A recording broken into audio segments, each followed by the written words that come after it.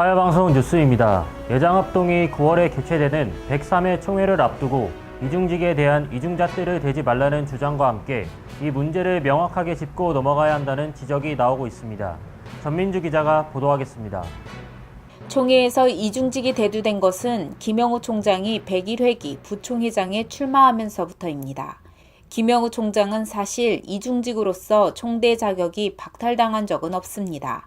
다만 부총회장 후보에 출마할 당시 논란이 되었던 것은 사립학교법 23조와 총신대학교 정관 26조에 의해 학교법인 이사장은 총장을 겸할 수 없다는 규정에도 불구하고 김영우 목사가 학교법인 이사장직과 총장직을 겸직하고 있는 것이 문제가 됐습니다.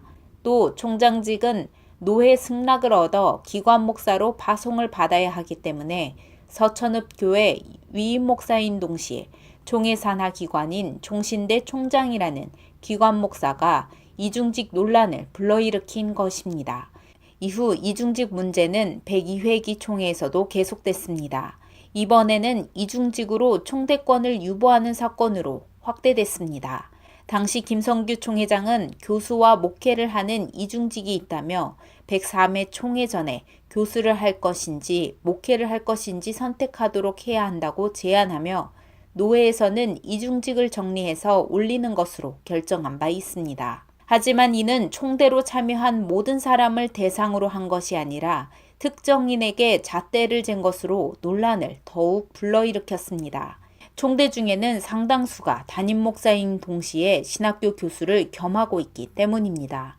뿐만 아니라 이중직이라는 잣대를 신학교 교수는 안 되고 다른 사회복지시설의 기관이라든지 유치원 등 부설로 운영하는 많은 기관을 운영하며 목회를 하는 등 다른 직업에 대한 이중직은 된다는 논란은 형평성에도 맞지 않게 됩니다. 더욱이 헌법에 이중직은 총회 총대가 될 수 없다는 조항이 없는 상황이기에 이중직에 대한 총대 자격 기준은 정치적인 논리보다 형평성 부분으로 처리해야 한다는 지적이 나오고 있습니다. 현재 이와 관련해 충남노회는 이중직에 대한 질의권이라는 제하로 총회에 질의서를 접수했습니다.